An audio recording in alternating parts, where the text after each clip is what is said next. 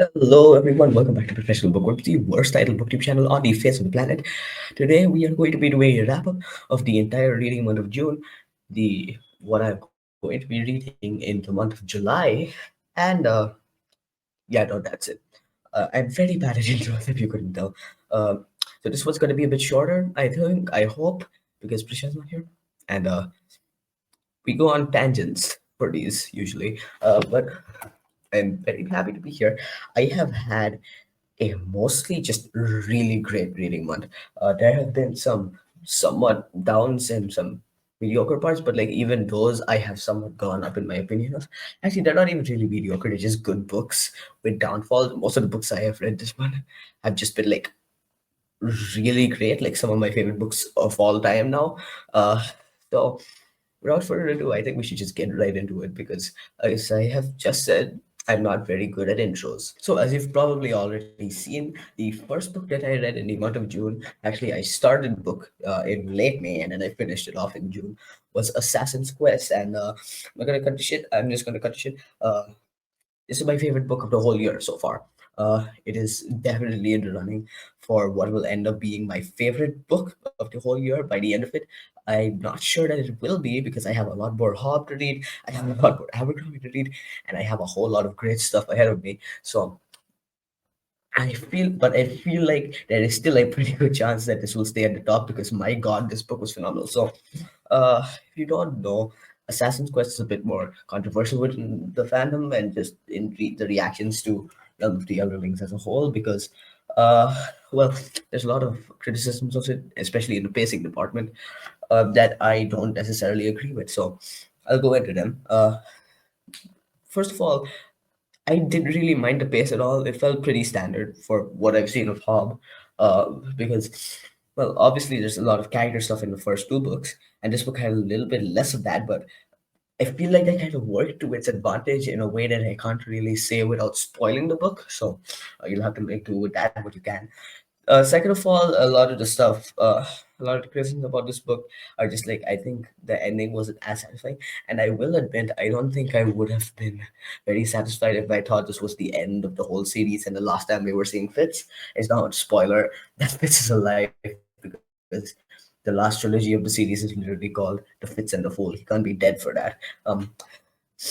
But uh, I will like if this was the last time I was seeing Fitz, I don't think I would have been nearly as happy with this book as I am right now. But with the knowledge that I'm going to be seeing him again, and there's more in the series, which I will get to soon enough in this video. Um, that there's more in the series that I have to read. Well, uh, because of the knowledge of that, and just there are 13 more books in the series after this. Now I have 12 books left. So uh, I just thought this book was really great from beginning to end. A lot of the thing about Royal Assassin is that I said there was an emotional gut punch in almost every chapter. Like even if it was like really minor, Robin Hobb like never missed on an emotional punch. That rings true for this book because the way that she handles a lot of the character work, especially with Fitz, I think this is you see a lot of characters pushed to their absolute brink, and seeing them at that state a lot of the time got me really emotional. Just the way that they handle it, the way that uh, the entire situation around them and the world that they have and their worldview is kind of crumbling throughout this whole book. I think was written really, really, really well. The ending was also phenomenal. The entire ending sequence. There was a section that got me really emotional. The day I finished it, I was not expecting to finish it. I still had 200 pages left. I blew through all 200 pages in that day, and I regret nothing because I just think the entire ending section of this book, you just can't stop. And there's a lot of expansion of the world in this book, which is the first two books. The world isn't as much of a focus. Of course, there is a big focus. There is a sizable focus on it because the beginnings of all of the chapters focus on expanding the world, but a lot of that is just directly related so that it can give you more information so that the plot will move along. In this book, there's a lot more direct world building, and I did like that. It wasn't like it's not something that I particularly care for, but I did really like that aspect of it. Uh, this book landed emotional punches really well. It I It's funny that this is my favorite book of the year because at first I thought I liked Royal Assassin more. Uh, after after consideration, it's like no, I like this book by a sizable amount. And Royal Assassin isn't even my second favorite Hobb book anymore, as you will see. But I do think that this entire series just got better and better and better with each book. And that's something that I really like to see. So yeah, Assassin's Quest is phenomenal, as you can tell, because it's my favorite book of the year so far. Uh, and there's also this book kind of like really nicely wraps a lot of the themes of the series, not completely of course because there's still a lot left in the series, but I really like the way that it handled that. um, and The slow pacing didn't really bother me as much. I felt like I just like spending time in Fitz's head so much because uh, Robin Hobb's writing style in Fitz's POV is just one of my favorite writing styles of all time, maybe like second or third. Uh, I just love that writing style so much, and I love reading Fitz's internal monologue so much that I really didn't mind that those slower parts. And I felt like because of those slower parts, the emotional punches hit even harder because we've spent more time in Fitz's mind. That's actually like how I would describe the first book too. So, because of all of that, Assassin's Quest has just been an absolutely amazing read. Yeah, I think I gave this a 9.6 or a 9.7 out of 10. Oh, yeah, I've moved to decimals because Jake Bishop. All right, next book.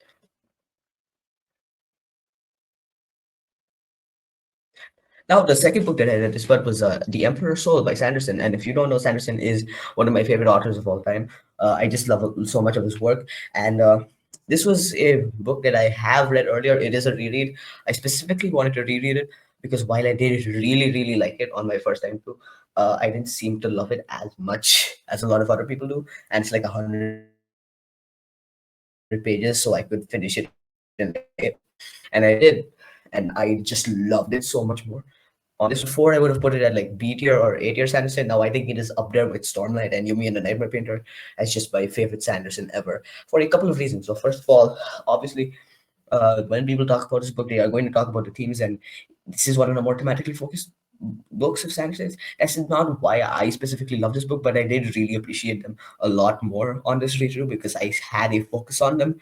I actually found that they contrasted really nice, not contrast because they kind of added a lot to a lot of the themes that were spoken about in Assassin's Quest. I don't want to speak about that for fear of spoilers, but it's really nice when you have that, but it's just like, oh, you read this book and the book right after that kind of have similar messages, so you can just like compare how these two authors view these different things, and it's just really fun to see. And along with that, the Emperor's Soul has some of the most like raw emotional moments in like the entirety of Sanderson's books, and that it is like 100 pages long, and that, I find that really impressive because a lot of the time. Uh, the emotional moments don't really land unless I am absolutely completely connected to characters, and that doesn't really come about unless I have a lot of time with them. So the fact that Sanderson is able to do that while so many other short books are just like they completely fall flat in that respect for me, it's just really like, impressive to me. Like throughout this whole book, uh, it's just really impressive. I think this has some of the best character arcs he's ever written outside of Stormlight. Honestly, I put this right underneath Words of Radiance in my Cosmere ranking. Words of Radiance is my least favorite Stormlight book, even though I still love it. It's in S tier. Uh, I put this right underneath Words of Radiance. But I think that the way that I think that if this book was a little longer and we got more time with the characters, a little more time in these rooms, uh, it would easily like move up to maybe like right above Rhythm of War in my Cosmere ranking. Because my top five Cosmere books are just Stormlight because I think Stormlight is like a class above everything. Emperor Soul is up there, and I really do love Emperor Soul. So I'm finding that I actually really like it a lot more. I really like it a lot when Sanderson goes into specifically art and the process of creation in a lot of different ways. Like that's the moments where he goes into that are like some of my favorites in his whole in whichever books they appear in. For example, Way of Kings, this isn't like a primary theme of the Stormlight Archive, but when he actually does go into those things, I really end up enjoying it a lot. The scenes where specifically Shallan and Hoyd and Wit, the scene, this isn't really a spoiler. This is kind of tied to their characters as a whole, but the scene specifically with Shallan and Wit, where they explore the art, are some really great moments in Stormlight. I think he handles it a lot better in other books, specifically Yumi and this book, because that is a big theme of this book, and Yumi deals with that really well.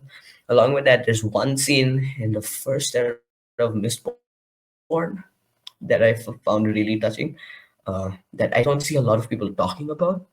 That touches a bit on this, and I found that really well handled. So I'm just seeing, like, I actually really enjoyed when Sanderson does it. But I haven't. I'm just interested to see how much I would like it when I see other authors do it, because Sanderson has a specific way of doing it, he uh because he is him. So I want to see what other authors do. So I am reading the 17 Mosaic by Guy Gabriel K. Later in this year, that's going to be a buddy read. Uh, and I know that Guy Gabriel K goes into that theme a lot. So that this book has just made me even more interested in reading the 17 Mosaic. Uh, that's going to be my first Guy Gabriel K. And along with that, I just think this book was so much better on a reread. Plus, I think this might be Sanderson's best, like, actual, like, line by line writing. Like, on a line by line level, it might be his best book. Like, his writing style, the way he uses the specific words, the dialogue in this book, I found to be really engaging, because a lot of the times, something that people will criticize Sanderson about is dialogue. I have always actually just enjoyed his dialogue a lot. I don't enjoy his dialogue as much as, like, Abercrombie dialogue, or well, Abercrombie dialogue or Hobb dialogue. Those are the two best dialogue writers I can think of. Who else is a good dialogue writer? Nope, no one else's dialogue really stands out to me. Um, but I do really like his dialogue in this book, especially after reading Wind and Truth, which I think is his weakest book, is one of his weaker books in terms of dialogue. Even though I still did really like a lot of dialogue in that book, that is probably his weakest book in terms of dialogue. I think this is his strongest. So it's interesting to see him do a shorter book, because of course he is usually known for his books. I don't know why I did that. Okay, so yeah, I really love The Emperor's Soul this time around. It is, I don't remember how much I gave it exactly. Yeah, on a rating scale, I'll have to check. I'll probably put it down in the comments. But I really loved it. It's one of my favorite Sanderson books, and that's a high order because Sanderson is one of my favorite authors. And the book I read immediately after The Emperor's Soul was Red Country by Joe Abercrombie, which is the final book within the Great Leveler trilogy, or the First Law standalones. And I have some mixed opinions on this book, to say the least. I did actually like it a lot more than I expected, because a lot of people mentioned that this is their least favorite First Law book. It is my least favorite First Law novel, for a couple of reasons, but I did like more than I didn't like. Uh, First of all, my major con with this book is that it has like three endings, three climaxes. And the action of this book is not as well written as Abercrombie usually writes action. And Abercrombie is one of those authors that I actually just really like how he writes action. Like, I actually actively enjoy reading his action scenes, which I cannot say for a lot of other authors. Action is generally one of my favorite things to read, which is not what, like, me from like 6 or 7 years ago would have said, but uh, those are the times.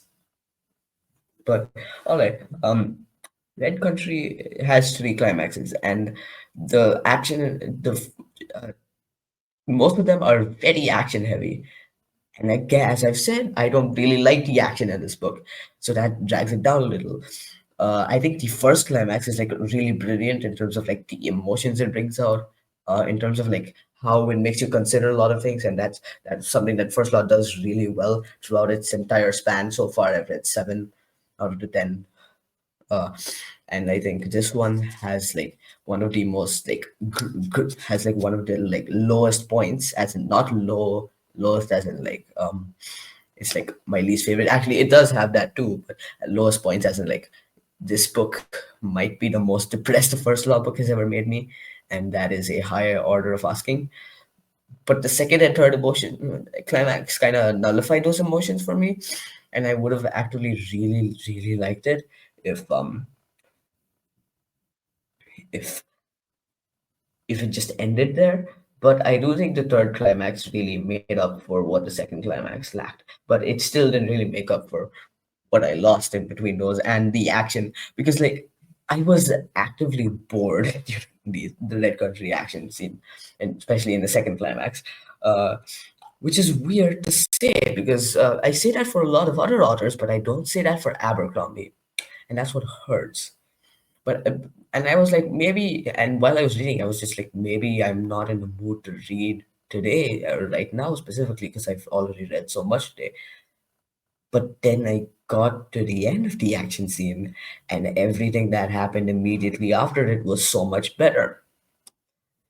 And that's weird. Also, this book has completely cemented my opinion that you probably should read the first law books in order. If not in order, read the standalones in order, and definitely read the standalones before the first law trilogy, because each standalone spoils both of the other standalones, and I think this book specifically, a lot of the emotional punches of this book and a lot of the emotional moments of this book depend heavily on stuff that happens that comes from the first trilogy, and it's not necessarily a bad thing because those moments were just great, and two of the major characters are returning characters, and one of them, my opinions stay largely the same on them, and one of the others just like my opinion of them went way down, and I love that, and I haven't seen that expressed all too much in the first law of fandom or just in the discussion surrounding the series in general. But I did really enjoy that part of it. And this book is what's usually said is like the first law standalones are him experimenting with different genres within the world of the first law. So, or different plot structures would be a better way to put it. So it said Besser Cole is like a revenge story. The hero's is a war story, and this is the western of the three. And I haven't ever watched or read a western unless The Mandalorian counts. So I can't really comment on how well it does that, but I did like that aspect of it. I will admit those parts were like less engaging. I think this one out of all Abercrombie books has like the least interesting second act of all of them. And it's like the play itself has less happen in the second act, but it's like I care less about what happens in this one. I did still really enjoy it because it's an Abercrombie book, but it wasn't my favorite. I'll say that much. Uh, and I again, this book had a lot of emotional punches. I think the main character isn't like the most amazing character Abercrombie's ever written. I did really like her, and a lot of the other perspective. I think all of the perspective characters of this book are pretty good. Uh, and two of them specifically, I just like really like. I don't think any of them really reached the heights of the other Abercrombie books because, of course, he is known for having really great character work, and this book has some really good character work, but like it's not the same to the same level. Uh, but what he did with this book, he did really well. What didn't hit for me didn't hit particularly well either. But along with that, I think this book kind of made me realize why the first law just can't really be my favorite series of all time, or like even in my top three for long, because it was in my top three earlier this year. It got replaced by One Piece, but it was in my top three. It was my third favorite series of all time. Now my top three is Wheel of Time, Stormlight, and One Piece, which is I think you can probably notice a couple of common threads between those three. And First Law is currently number four. The other things is giving it a good fight right now. And Discworld, God, I need to read more Discworld so that it can also give a fight because Sir Terry Pratchett is my favorite writer of all time, and that's Sir Terry Pratchett to you. But I think uh, I, but it just made me realize like I can't really put it into words. I will probably try in my review for the Leveler trilogy whenever I record that. But I for some reason it just like I, when I was reading Best Served Cold, I was like, okay, First Law could enter my top two series of all time because apparently it just gets better from here. And as I'm reading A Little Hatred right now, spoiler alert for later in the video, just makes it so that I don't think he can be my favorite author of all time. Like while I was reading Best Served Cold, there was this high. It's like, okay, he could become one of my top two series of all time, and I just don't think he has specifically what it takes to get there. And that's not because he's not a good enough writer. Get there because God knows he is one of the best writers I've ever read. He is my third favorite. Like in terms of writing style, he is my third favorite author of all time. But there are specific things that make something go into my top three or be like in the discussion for my favorite series of all time. I don't think I think everything that I love about the first law is also everything that makes me realize that it just can't be in that discussion. So, yeah, I did really enjoy this book. It is my least favorite first law, but still a really high thing. I gave it like a 7 or an 8 out of 10. I'm pretty sure. Yeah.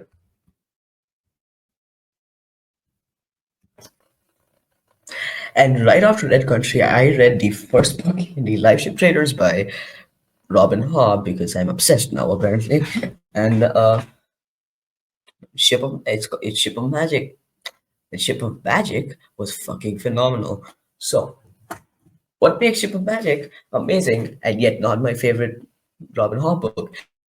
So first of all, I could just gush about this book forever. First of all, the first 200 pages of this book are some of the first best 200 pages I've ever read. I thought that the other contenders are uh, The Way of Kings, Rhythm of War, Assassin's Quest, The Blade itself, and a lot of other stuff.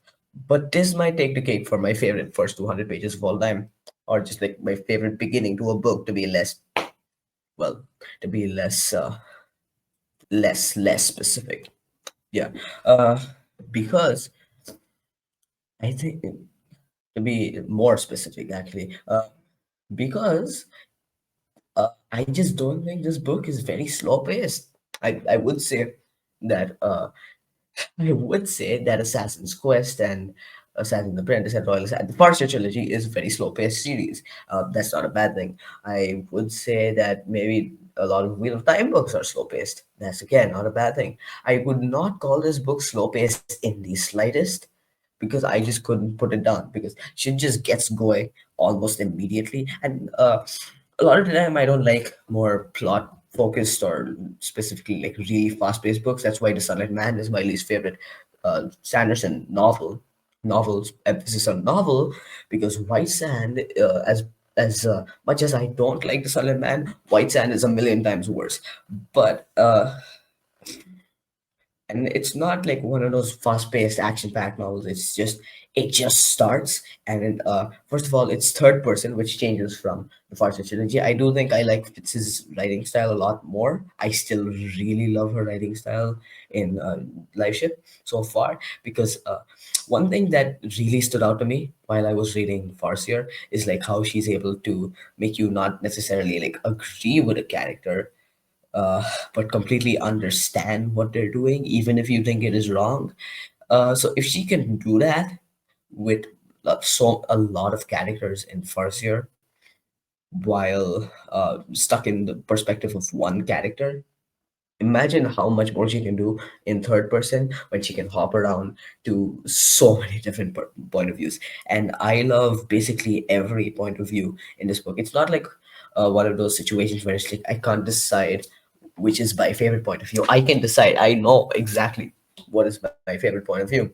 It is just that all of them are so good that they are maybe some of my favorite point of views of all time. Second of all, this book thematically is brilliant. So, one thing I did not expect for this book to tackle so completely head sound on was the patriarchy and toxic masculinity and all that stuff. And it does that really, really well. First of all, it this book like addresses issues and like arguments that I have seen people still make in this modern day and age and completely just stare them down without even like directly addressing them. It is that amazing. Second of all, it has some of the most moving scenes, and this is maybe the best I've ever seen a book completely like just connect the just completely connect the emotionality of the scene to the themes, and like it just makes you think. And it has some of the most hateable characters I have ever read, and it makes you wonder like, okay, I said earlier like you don't agree with what they're doing at all, but you understand them. Yeah, I understand Kyle. I hate Kyle. How could I not be like Kyle? Because there are parts of yourself that you will see in some of these characters and you want to change that immediately, and it really makes you consider who you are, how different you are from these people. And well, maybe this is just a me experience, but I definitely had that. Like, or I've seen Kyle in other people I know, and then it just finally makes me realize what I don't like about them. But I didn't really need help not liking other people. I do that pretty well on my own, I think. uh, but I just think this book is brilliant from beginning to end. So why is it not my favorite Robin Hobb book? Well, that's just because I think I like Fitz's writing style more, and I just like Fitz as a character. I do think I like more than most characters in Liveship. There are some who I think are on equal footing as Fitz, and Naira is and Ketchikan. You don't know who Ketchikan is, or Naira is in the first book for the most part. But no one surpasses Fitz, and I think Fitz, his voice is just I love reading his voice, and so much other stuff. Yeah. Uh, so Ship of Magic is just phenomenal from beginning to end. Second of all, this book just like when it starts, you can't stop. I finished this in 6 days, and it's like 900 pages long. Which I mean, for most booktubers, that's that's about average speed. For me, that's like bullet fast. I could not put this thing down whatsoever, and uh, I think I know why. And I don't think it hit emotionally as consistently as Farseer did. It still hit pretty hard emotionally, and it hit it a lot. So because of that, Ship of Magic is in. Okay. I think I gave Assassin's Quest a 9.7 out of 10. I think this is a 9.6 out of 10. You know what? I'm just gonna edit the scores onto the screen. So if you want to see my scores for the other things, just skip back. All right. And there's a lot of other stuff about this book that makes it phenomenal. Uh, Winthrop, he's like the second character you get a POV from. I think he's my favorite so far. Ronica is another one. She's amazing. One thing Robin Hobb does really well is just make me completely just like love a character in one scene, and she does that really, really well throughout the whole book. And a lot of the resiliency and a lot of the various like hardships they are put through just connect with you so hard and hit you so hard that I just can't help but love this book. So yeah, I'm going to be reading the rest of the live ship trailers soon, very soon. I cannot wait. I've, uh, I think this is Jake Bishop's like until he read Lord of Emperors and Assassin's Fate, this was like his favorite book of all time. I can see why. It's not my favorite book of all time. I didn't give it a 10 out of 10. It's close. It's very close. I love this book. And apparently it just gets better. If it gets better, yeah, I I can see Realm of the Elder Things becoming a top 3 series of all time. So there we go. So right after Ship of Magic, I think I was listening to this while I was reading Ship of Magic. So I technically finished this on the first day of July, but I'm counting it as a June read because for most of June, this is what I read most of this during June. Uh, Now, this is Sharp Ends by Joe Abercrombie, which is the short story collection set in the world of the First Law. And I have, again, very mixed opinions about this. And it's not like the mixed opinions that I had for Red Country, where I loved a lot about it. So the positives kind of outweigh the negatives in a lot of way, but there's still a lot of flaws. No, my mixed opinions about this are like this is a collection of short stories, so there is just some really good ones. There's some good ones and there's some bad ones. I mean, not bad ones. There's really the lowest it dips is like meh. So, uh, I think it's really up and down all over the place. But it never like there are a couple short stories that like really hit with me. Uh, this specific collection has a lot of short stories following a set of two characters whose name I will not disclose for spoiler reasons. And I over like at the beginning I didn't really care for them that much. As I read more and more from them, I actively liked them more until the second to last short story, where I realized I was actually really attached to them. Like, not like really attached, but I was attached to them by quite a margin. But uh, I think the way the final short story involving them somewhat lackluster. Uh, but if I ever reread this, I am very interested to see how I will think of them from the beginning. So that will be fun. Uh, the other short stories not involving those two characters that I think are new to this book. One of the names sound familiar, but I don't recall seeing them anywhere else. So there's a lot of ups and downs to this thing. There were some that I did like. There weren't any within the short story collection that I really loved. I listened to most of this on audiobook. By the way, Stephen Pacey, not overhyped at all in the slightest. He is genuinely phenomenal. The vocal range of that man is impressive. And I did. There were some that I was just like, oh, huh, that's a creative concept, but there weren't any that I really loved. Actually, there might have been one. It was called Hell. It was written really well, and I did enjoy that. It actually went into a little bit more of the fantastical elements of the first law. I did like it. First of all, last one, just look at this cover. The first law covers are those things that is just like I don't like them much when I see them on screen, but then you hold them in your hand and they're just like gorgeous. They look really good, like ridiculously good. So I like that. Yeah, Sharp Ends is a good book. It's a great book. There's ups and downs, mostly mez. Yeah, that's about as much as I can say. I also read about half of the uh, first arc of the Hunter x Hunter manga, and well, I did really like it. I have been enjoying it. I'm enjoying it a lot more than I expected, actually, because like based on One Piece, like the beginning of these manga don't seem to be as good as the later parts. I did actually really like One Piece's beginning, but that's because it's One Piece and One Piece is really good. So I'm actually really interested to see how much I like it going forward. There's a lot of really interesting world building aspects to this book right now. I'm really enjoying that. I like the character of Gon. He's just reminding me of Luffy because the only frame of reference I have for manga main characters is One Piece, which is a good frame of reference because One Piece is awesome, but I don't know if it's the best one. Along with that, uh, there's a lot of stuff that's been going on. It's been really fun so far. It hasn't necessarily blown me away, but I have read the first two volumes and they have been pretty good to say the least. I might try to finish the arc today. You know what? I think that brings us to the end. That's like everything I have read in June so far.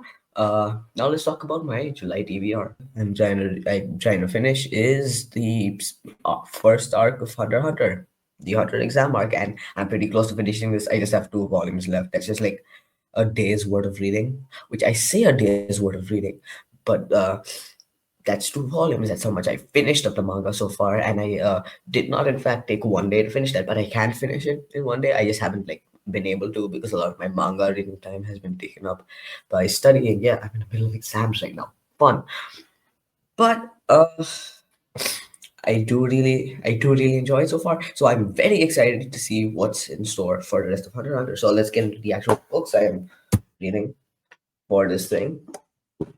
One, A Little Hatred by, again, the guy who seems to be the star of the show, or so far, he's not the star of the show. He's a co-star of the show because there's another star of the show that's gonna come up soon, and or already has come up, whatever. But Joe Abercrombie, the first book in the acclaimed Age of Madness trilogy, A Little Hatred. This is the final trilogy and the final set of books within the First Law universe. And I've been really loving the First Law so far, as you can tell. Again, the last two haven't been like my favorites, but I did really like it. Why am I telling you this? I just spoke about all this. Whatever. A Little Hatred is really fucking good so far. I am loving it. I don't think I am liking the characters immediately as much as I did like the characters in the Blade itself. But the Blade itself is unique because I loved almost all of the characters immediately. Because hot take, because I think the Blade itself is the second best book in the First Law, and I just think it's a phenomenal book overall.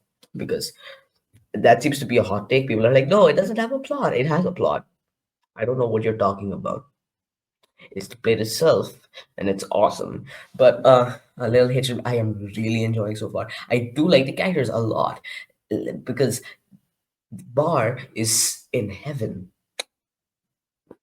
and this is not in heaven just yet. But I have a feeling that I'm going to end up loving these characters as much. I'm already getting there. I'm halfway through the book. I'm already getting there. Uh, I'm really like I'm a bit over halfway actually. Yeah, I'm a bit over halfway, and I'm really enjoying the character so far. The way that it's tackling this industrialist setting is already really interesting, and like it's already making me think as much as a lot of the entire all of the first law books have done as they have before. Because there's these two sides that we're viewing, and they're not exactly two different sides, but it's really interesting anyway because we are getting both views of like the industrialists, the corporations, the people who are heading the industrial revolution, and we have this view of the people who are being affected by it, and we have so many different characters that we are following. And my main criticism of this book is that like the chapters are too short. uh, and the chapters are too short, and because of that it's really POV swappy. Like every chapter is a different POV. It's never like we have a chapter in a character's POV, and then the next one, we and in the next chapter, it's the same character's POV. No, it's very character swappy, POV swappy, and I do usually like that in books. But I feel like the chapters are a bit too short here. They're like on average, I feel like 9 pages long, and I like my chapters long, a bit longer, like usually 15 or 20 pages long. So, just to have a little bit more time with the characters.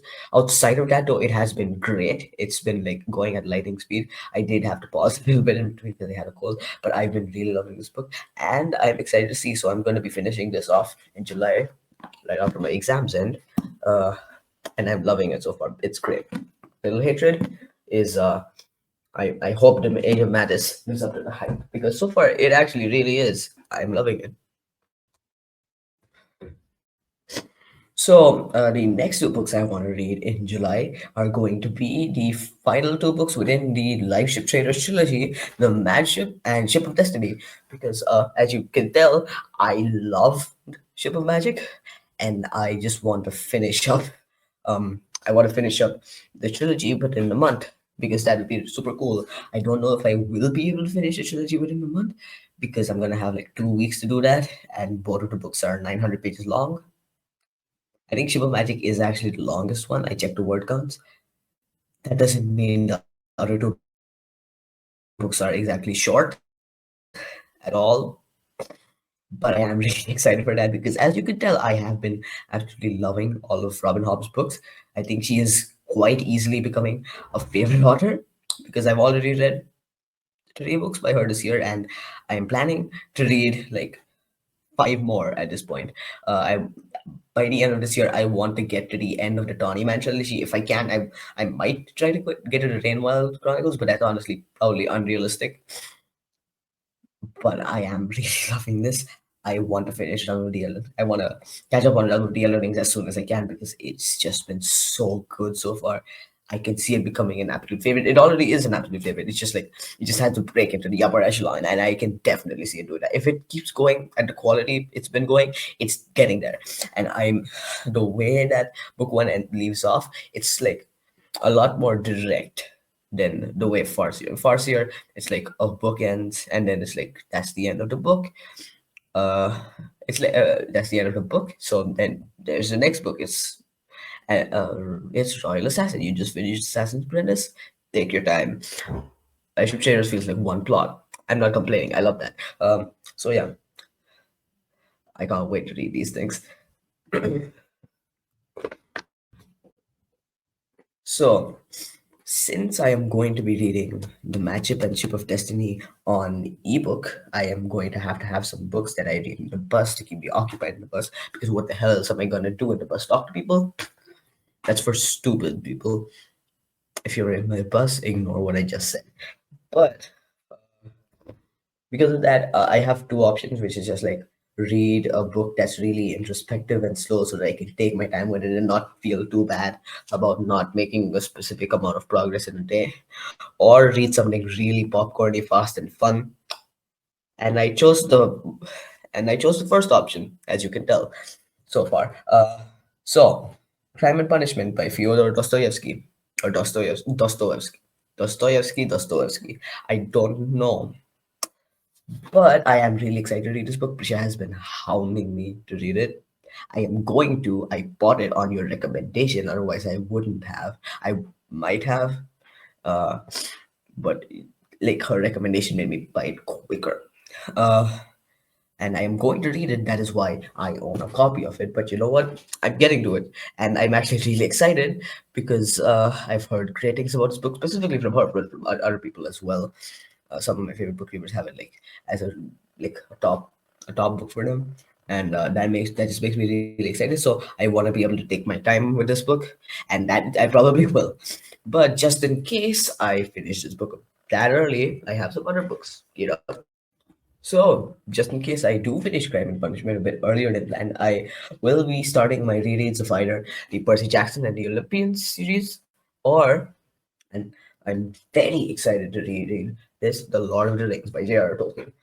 Now, these two are series that are very formative in my reading. Uh, Percy Jackson is like the series that uh, kind of catapulted me like fully back into reading. Like I started back with the Tron trilogy, and I really liked the Tron trilogy. It was when I picked up Percy Jackson for the second time that I was like, okay, I am fully back into this. I am a reader now. And because of that, it's just holds a special place in my heart. I'm gonna be honest. The reason I am picking this up again for maybe like the fifth or seventh time or something that I'm reading it, yeah, is probably because, well, I haven't been all too satisfied with the quality of the latest book. Okay, that's being too generous. I have hated the latest Percy Jackson book. I just think they are genuinely bad books. They are probably some of my least favorite books of all time. That's not an exaggeration. I hate those books. So I just want to go back to the early series and see. Okay, is has it just been my taste changing? Which my taste has changed, and I don't like Percy Jackson as much as I did earlier. But I want to see if it's just like have I grown out of Percy Jackson, which I highly doubt that I have, because even if I don't like them as much as I have earlier, I will probably still really like them. Probably just like less. They'll probably be like 3 stars rather than 5 stars. Uh, or yeah, I just want to see. So I'm gonna be. It's either this or The Lord of the Rings by J.R.R. Tolkien. Now, this is the one that catapulted me into epic fantasy because one day I was just thinking, I'm a nerd. What do nerds like? How do I be more nerd? And nerds like Lord of the Rings, as I have learned within my journey on BookTube. And I loved the Lord of the Rings. But I didn't love it as much as I should have, I think. And I did really love it on my first read through. But um, I had problems with it on my first time through, which is specifically of the pacing of the first book. And I don't think I picked up on a lot of the stuff that Tolkien was putting down in this trilogy. And I feel like I've progressed as a reader to the point where like I don't think I will have as many problems with the pacing of Fellowship of the Ring because I've read slower. I've I've read slower, and I've enjoyed slower. So I feel like on a reread, I will definitely like the series a lot more. And this is a series that's really special to me. So I'm very excited to read it. So I'm deciding between the two. I will definitely reread both within the year. Uh, we shall see. I'll probably go back to The Hobbit after I'm done with Lord of the Rings, and I will definitely be going back to Silmarillion because if I want dense reads, the Silmarillion is the densest of dense reads. So very excited for that. Uh, what else do I got? All right, yeah. I don't have this. That's a copy yet, so I'm just going to talk about it without replacing these things. Uh, Battles of the Emperor Dark by Brandon Sanderson. So this is the upcoming secret project. I don't know if I'll be able to read it this month. I will try. It's not a guarantee, but this is like a tentative. This is a tentative. Like I could, I definitely could. Uh, I I hope I can because this is my most anticipated release for the year. I'm it might have been the Devils. Completely honest. My priority with Abercrombie is First Law, and the Devils didn't really sound that appealing to me. And what I'm hearing after the release, it's definitely not my priority. I feel like I will enjoy the Devils. I just probably won't love it as much as I love the First Law.